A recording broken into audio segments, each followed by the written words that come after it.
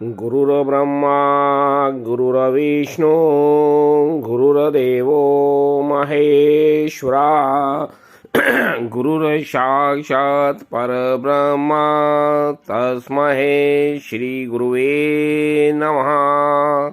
श्री आदिगुरुवे नमः, जुगादिगुरुवे नमः, सद्गुरुवे नमः, श्री गुरुदेवे नमः।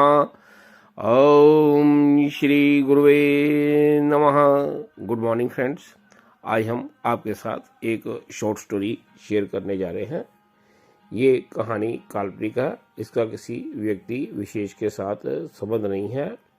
कहानी का नाम है चक्रवर्ती राजा और गुरु कृपा। हमें कहानी शुरू करने की आज्ञा दीजिए। एक बार सुसिद्धार्थ गुरुजी के आश्रम में बैठा होता है और वो वहाँ पे नोट कर रहा है कि गुरुजी के पास बहुत सारे शिष्य जो हैं वो आ रहे हैं और हर एक शिष्य जो है वो गुरु को प्रणाम कर रहा है। वो प्रणाम सच्चा है या झूठा है वो गुरुजी जानते होंगे, लेकिन हर प्रणाम के पीछे हर एक व्यक्ति की कोई ना कोई कामना है। कोई बोल रहा है गुरुजी मेरे को जॉब में लग जाए, सरकारी जॉब लग जाए, गुरुजी उसको आशीर्वाद देते हैं। कोई बोलता है गुरुजी मेरी बेटी की शादी हो जाए, गुरुजी उसको आशीर्वाद देते हैं। कोई कहता है गुरुजी मेरी 2 फैक्ट्री हैं अब 4 हो जाए, गुरुजी उसको आशीर्वाद देते हैं। कोई कहता है मेरी लव मैरिज जो है वो हो जाए, गुरुजी उसको आशीर्वाद देते हैं। कोई कहता है 5 साल हो गए मेरी शादी को, मेरे घर बेटा नहीं हुआ, तो गुरुजी उसको आशीर्वाद देते हैं। तो ये जो है सिलसिला जो चलता रहा। यहाँ पे सुसिद्धार्थ जो है गुरुजी जब थोड़ा सा विश्राम करने लगते हैं तो गुरुजी को बोलता है गुरुजी आप ये जो लोग जो आपके पास आ रहे हैं इतनी इतनी दूर से आते हैं, आप इनको सच्चा ज्ञान देने की बजाय इनको ये दुनिया के खिलौने क्यों देते हो? अगर एक इच्छा पूरी होगी तो दूसरी इच्छा जो है वो जग जाती है, तो ये तो इसी चक्कर में अपना जीवन जो है व्यर्थ कर देंगे। गुरु जी जो है सुसिद्धार्थ को देखते हैं, कहते हैं बेटा हर चीज मैं समझता हूँ, लेकिन हर एक चीज़ की एक स्टेज होती है।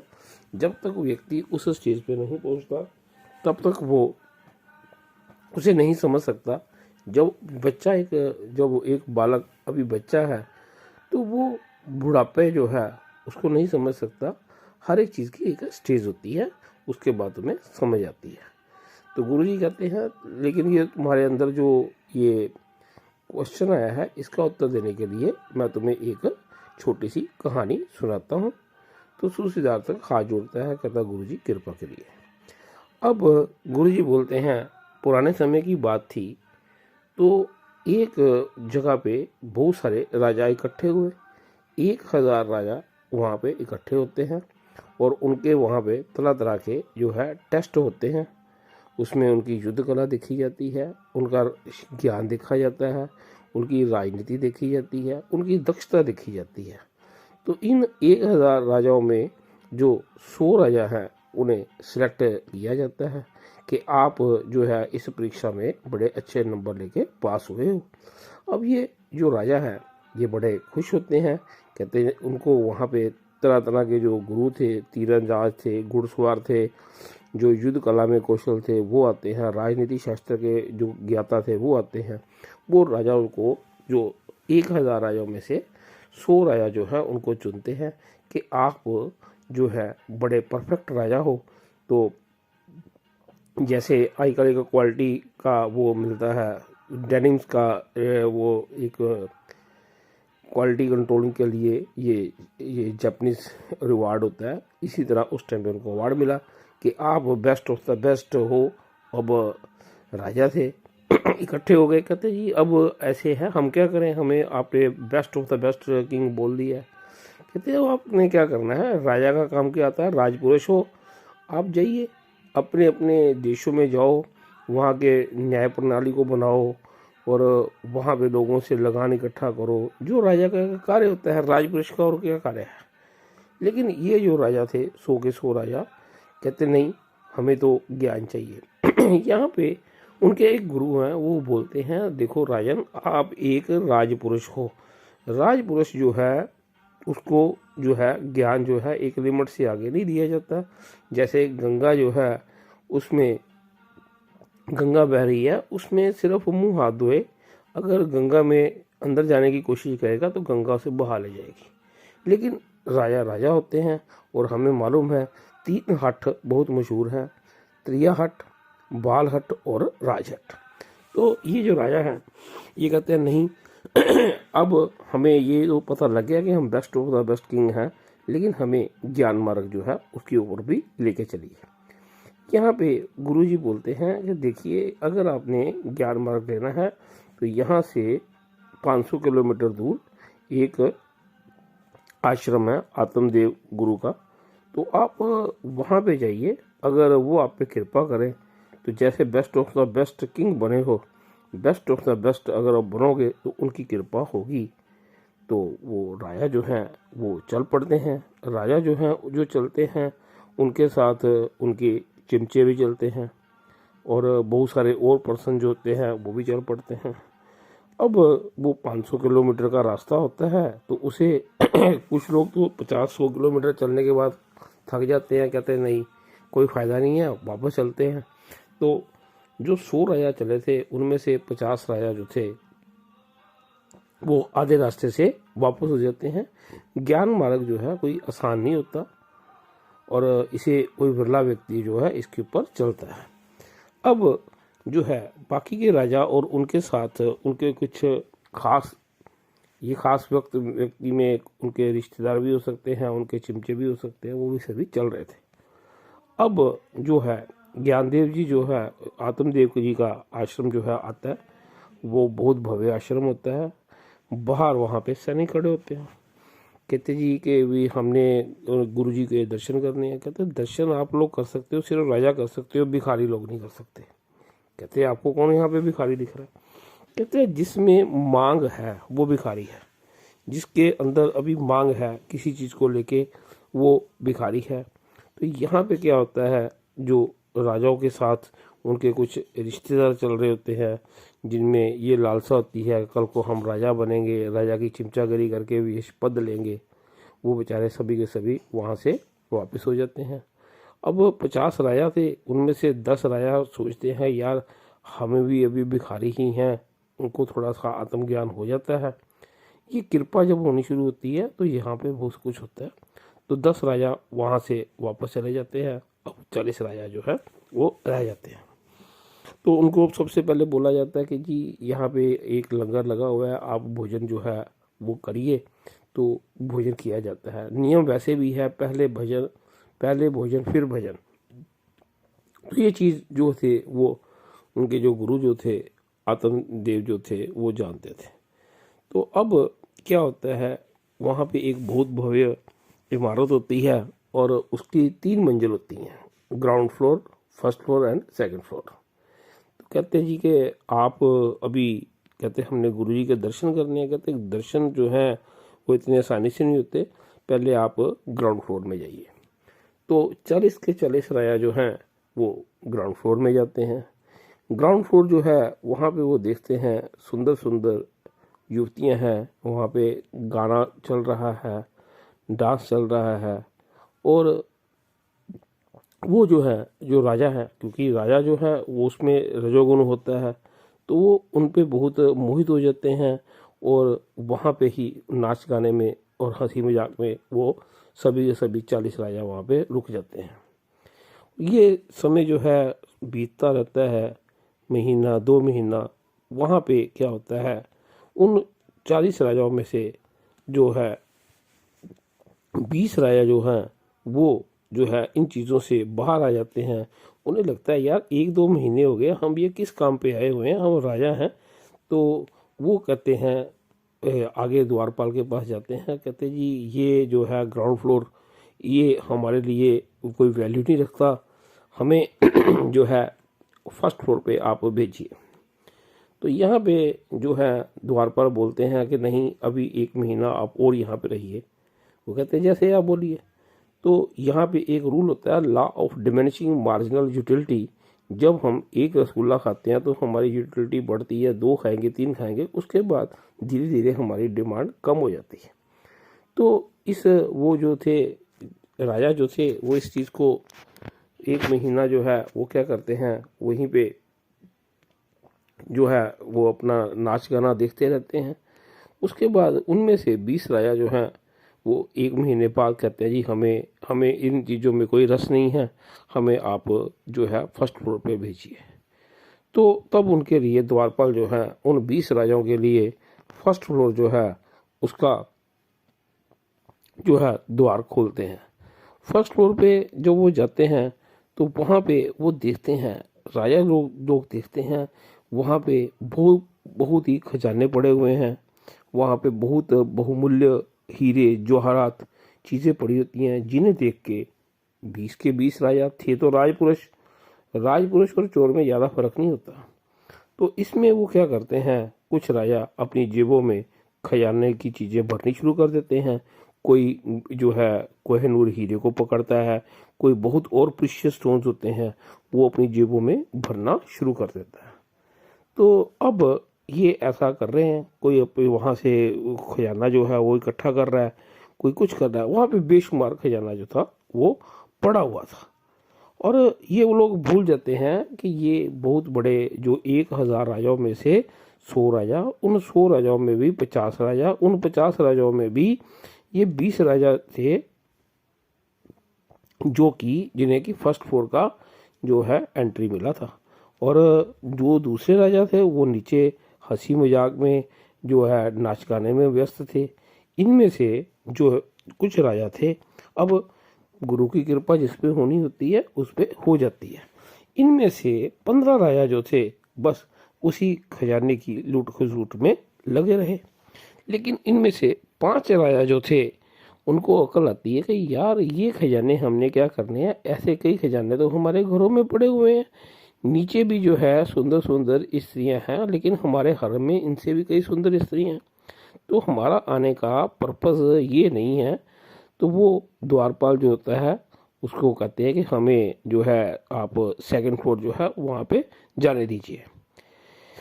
यहाँ पे वो द्वारपाल बोलता है कि नहीं, अभी आपके अंतर मन की कई इच्छाएं हैं, अभी जो ये खजाना जो है इसका कक्ष एक खुला है, अभी और भी कक्ष खुलेंगे, पहले वो आप देख लो, यहाँ के खजाने पहले आप देख लो, उनको लूट लो, उसके बाद आपको सेकंड फ्लोर का रास्ता जो है वो मिलेगा। कहते गुरु वहाँ पे मिलेंगे, कहते नहीं, गुरु अपने आप पे कृपा करेंगे, जो कृपा पात्र होगा उनको गुरु मिलेंगे। अब जो ये 5 राजा थे, इनका थोड़ा सा जो था इंटरेस्ट कम हो गया कि भाई यार ये क्या खजाने खुलने के चक्कर में पड़े हैं, है तो ये व्यर्थ के पत्थर है। ये बंदे पे डिपेंड करता है, कोई चीज़ इंपॉर्टेंट नहीं होती, हम उसे इंपॉर्टेंट बनाते हैं। तो आफ्टर ऑल वो राजा थे, तो राजा होने के कारण कुछ तो गुण अच्छे थे। अब क्या हुआ, उनमें से पांचों के पांचों राजा जो हैं द्वारपाल को बोलते हैं कि आप हमें सेकंड फ्लोर जो है वो आप उन पे जाने की आज्ञा दीजिए। तो 5 राजा जो थे वो एलिजिबल हुए कि उन्हें सेकंड फ्लोर पे लेके जाया जाए। जब वो सेकंड फ्लोर पे जाते हैं तो वहाँ पे वो देखते हैं कि सेकंड फ्लोर पे जाके वहाँ पे उन चार पांचों के पांचों राजा जो होते हैं उनके नाम के सोने के वो सिंहासन बने होते हैं, उनको कहा जाता है कि आप यहाँ पे बैठिए। और वहाँ पे वो बैठ जाते हैं और उनमें ये बोला जाता है कि आप में जो ज़्यादा महान होगा अपने बारे में बातचीत करो। अब राजा राजा होते हैं, राज पुरुष जो है उस पर कई तरह की शक्तियाँ होती हैं, लेकिन उसमें एक आत्म प्रशंसा करने की एक गंदी आदत होती है। तो हर एक जो पांचों के पांचों राजा थे उन्होंने अपने जो अहंकार जो है वो बताने शुरू कर दिए कि मैं इतना बड़ा राजा हूँ, मेरी इतनी सुंदर रानियाँ हैं, मैंने इतना मेरा राज्य है, मेरे पास इतना सोना है, इतनी जायदाद है, इतने सैनिक हैं, मेरे से लोग इतना डरते हैं। एक राजा ऐसे बोलता है, दूसरा राजा भी ऐसे बोलता है, तीसरा राजा भी जो है वो ऐसे बोल रहा होता है। तो ये 4 राजा जो है ये अपने अपने जो इन्होंने अचीवमेंट की होती हैं उनकी ये बड़ी बड़ी डींगे हाँक रहे होते हैं। और इतने में एक राजा जो था वो वहाँ पे चुप बैठा था। अब सभी के सभी ये राजा आपस में डींगे हाँक रहे हैं और वहाँ पे वो शुरू हो जाता है कि देखिए, अगर इनकी आपस में बहस शुरू हो जाती है कि नहीं मैं सर्वश्रेष्ठ राजा हूँ, दूसरा कहता नहीं मैं सर्वश्रेष्ठ राजा हूँ, तो वहाँ पे तलवारें पड़ी होती हैं। चारों राजा जो हैं तलवारें पकड़ के एक दूसरे के साथ युद्ध करना शुरू कर देते हैं। कुछ राजा जो हैं वो हारते हैं, कुछ जीतते हैं, कुछ अपनी हार नहीं मानते। फिर उन्हें रूल पड़ा होता है ट्राई ट्राई अगेन, वो उसके हिसाब से हार के फिर कोशिश करना शुरू कर देते हैं। तो ये इनका जो यहाँ पे युद्ध जो है वो चल रहा होता है। लेकिन इनमें से एक जो राजा होता है जो कि एक चक्रवर्ती राजा है, वो जो है वो गुरु का जो यहाँ पे प्रपंच रचा है उसे समझ निकलता है। कहता है सबसे पहले हमें ग्राउंड फ्लोर में बुलाया गया। ग्राउंड फ्लोर में हंसी मजाक सुंदर स्त्रियां ये सब कुछ चल रहा था। उसके बाद हमें जो है फर्स्ट फ्लोर पे लेके गया। फर्स्ट फ्लोर पे हीरे जवाहरात बहुत सारे मेरे जो राजा मित्र थे इन्होंने अपनी जेबें भर ली। तो अब उसके बाद जो है हमें अब ये सेकंड फ्लोर पे बुलाया गया। सेकंड फ्लोर पे हमें सोने के सिंहासन मिले, हमारी वाहवाह हुई और वहाँ पे हम आपस में ही युद्ध कर रहे हैं, अपने आप को एक दूसरे से बढ़िया बता रहे हैं। लेकिन हमारे आने का पर्पस ये नहीं है। तो वहाँ पे वो द्वारपाल के पास हाथ जोड़ता है। वो कहता है कि ऐसे है, मुझे जो है आप, मैंने सेकंड फ्लोर जो है वो देख लिया है, आप मुझे जो है आप थर्ड फ्लोर पे आप लेके जाओ। द्वारपाल उसको बोलता है कि आप देखो, आप भी राजा हो, आप ये चारों में से श्रेष्ठ हो, आप इनके साथ युद्ध करो। वो हंसता हुआ बोलता है मेरे बाप दादों के बाप दादा भी युद्ध कर कर के जीत गए, हार गए, मैं ये चीज़ समझ चुका हूँ। मेरे को कृपा करके आप सेकंड फ्लोर से आगे ले जाओ, थर्ड फ्लोर पे। तो मैं गुरु के दर्शन करने लगा चल रहा हूँ। जब उसे थर्ड फ्लोर पे लेके जाया जाता है तो वहाँ पे क्या होता है, कहते हैं यहाँ पे आप जो जा सकते हो, लेकिन ये एक शर्त है, यहाँ पे आप अपने साथ कोई चीज़ नहीं लेके जा सकते। कहता राजा कहता है मैं कोई चीज़ नहीं लेके आया। कहते नहीं, द्वारपाल बोलता है कि थर्ड फ्लोर पे अगर आपने आना है आप अपने साथ कोई भी चीज़ लेके नहीं आ सकते। कहते मैंने सिर्फ वस्त्र पहने। कहते आपको अपने वस्त्र भी उतारने पड़ेंगे। वो राजा जो है निर्वस्त्र हो जाता है। कहता अब मेरे को जाने दिया जाए। कहते अभी भी आप अपने साथ कुछ लेके जा रहे हो। कहते क्या? कहता अभी आपके अंदर सूक्ष्म रूप में अहंकार है कि आप इन चारों से समझदार हैं, अपनी समझदारी का भी यहीं पे त्याग करें। राजा बात को समझ लेता है, क्योंकि वो एक चक्रवर्ती राजा था। तो वो अपने सूक्ष्म अहंकार को भी सेकंड फ्लोर पे छोड़ के और निर्वस्त्र जो है थर्ड फ्लोर पे जाता है। थर्ड फ्लोर पे कहता है यहाँ पे मेरे को गुरु के दर्शन। कहते हैं नहीं, अब ऐसे है कि आप यहाँ पे साधना करेंगे और ये आपको कम से कम जो है 1 साल साधना जो है वो करनी पड़ेगी। तो उन्हें एक मंत्र दिया जाता है। राजा होता है, कोई और होता तो भगोड़ा हो जाता कि 1 साल। कहते हैं हाँ, 1 साल आपको 1 समय का खाना मिलेगा और यहाँ पे आपने इतनी टाइम बोन रहना है, ये आपने क्रियाएं करनी है और 1 साल तक आप थर्ड फ्लोर पे क्या करेंगे, साधना करेंगे। तो राजा राजा था, कोई भिखारी नहीं था, ऑर्डिनरी पर्सन नहीं था, रुलदुराम नहीं था। तो उसने जो किया संकल्प शक्ति के साथ उसने कहा कि मैं इसको करूँगा। तो वहाँ पे उसने 1 साल जो है वो साधना की। साधना करने के बाद वहाँ पे एक देव पुरुष आते हैं। कहते हैं हाँ जी, कहते अब आप जो है टॉप फ्लोर जो है उस पर आप जा सकते हो। तो राजा बोलता है ठीक है जी। तो वहाँ से वो टॉप फ्लोर पे निर्वस्त्र जब जाता है तो वहाँ पे कहता है जी मैंने गुरु जी के दर्शन करने हैं। तो कहते हैं वहाँ पे आत्म गुरु बैठे होते हैं। वो जो चक्रवर्ती राजा है आत्म गुरु को देख के हैरान हो जाता है। आत्म गुरु और राजा जो है उनकी शक्लें आपस में बिल्कुल मिलती हैं। बिल्कुल राजा को लगता है कि ये तो मैं शीशा देख रहा हूँ। लेकिन क्या होता है, वो आत्म गुरु को प्रणाम करता है और वो देखता है उनमें, राजा में और उस आत्म गुरु में कोई भी अंतर नहीं था।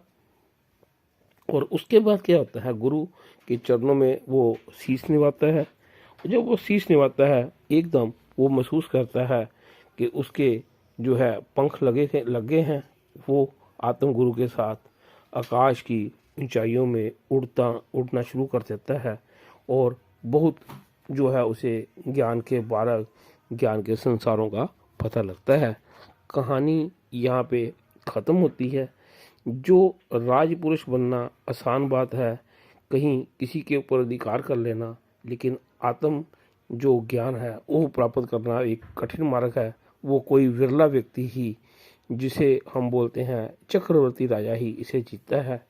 लोगों को जीतना आसान है, अपने आप को जीतना मुश्किल है।